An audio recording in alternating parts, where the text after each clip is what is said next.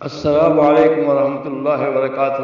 برادران اسلام جو ہندوستان میں رہتے ہیں، میں سرزمین حرم سے ان کے لیے دعائیں بھی کرتا ہوں اور ان کو سلام بھی کرتا ہوں، اور ساتھ یہ گزارش کرتا ہوں کہ ان حالات میں آپ کو اپنے اکابر علماء کی ہدایات پہ عمل کرنا چاہیے، کیونکہ ایسے وقت میں دشمن دوہرا فائدہ اٹھانے کی کوشش کرے گا کہ یہ ہمارے معاملات کو خراب کر رہے ہیں اور کرونا وائرس کے پھیلانے کا سبب بن رہے ہیں۔ تو آپ سے درخواست ہے کہ جمعہ کی نماز ہو یا کوئی بھی نمازیں ہوں، اپنے گھر میں جماعت کر کے ادا کریں۔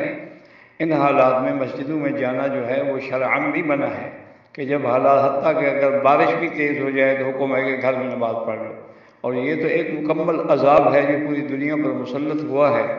تو اس لیے میری گزارش ہے کہ آپ لوگ بلا وجہ کی ضد نہ کریں، اس میں کوئی جوانی یا ضد والی بات نہیں ہے۔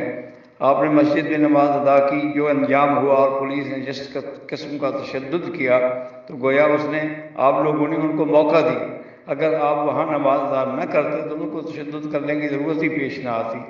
تو میری انتہائی گزارش ہے، درخواست ہے، اپیل ہے کہ آپ تمام حضرات اپنے اکابر علماء کی ہدایات پہ عمل کریں اور تمام نمازیں اپنے اپنے گھروں میں خود 2-3 آدمی کھڑے ہو کے جماعت کر کے کر لیا کریں۔ ان حالات میں جمعہ پڑھنے کی بھی ضرورت نہیں ہے، اور نہ جمعہ کے لیے کسی مسجد میں جائیں، نہ دشمنوں کو بلا وجہ موقع دیں کہ ہم لوگ ان کی اسکیم کو فیل کر رہے ہیں اور کرونا وائرس پھیلانا کا ذریعہ بن رہے ہیں۔